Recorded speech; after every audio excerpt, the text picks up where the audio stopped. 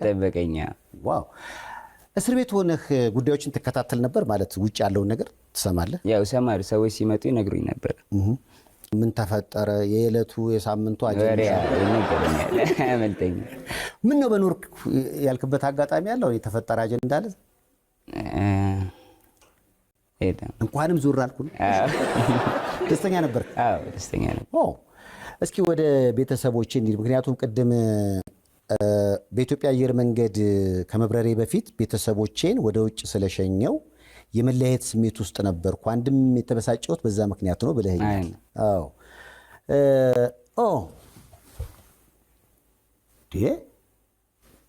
ሲክስ ፓክ የውሸት ነው? አሁን ቦጭ ነው ለስራ ቤት። እዛ ትሰራም ነበር? ሰራ ነበር ግን እድሜ እና ለመመለስ ሀሳብ የለም? ኧረ እንመልሰዋለን። ሲክስ ፓኩ ይመለሳል። ሰቨን ፓክ ሆኖ የት ነው ይሄ አጋጣሚ? ፋዘር ማዘር እህቶቼ አንተ? አዳማ ሄደን ነው የተዝናናችሁ? የተዝናናን ነው። ሙሉ ቤተሰብ ነው አሁን አሜሪካ ሄደው? አይደለም ፋዘር ማዘርና ትንሽ እህቴ ትንሽ መሀል ያለችው ቀይ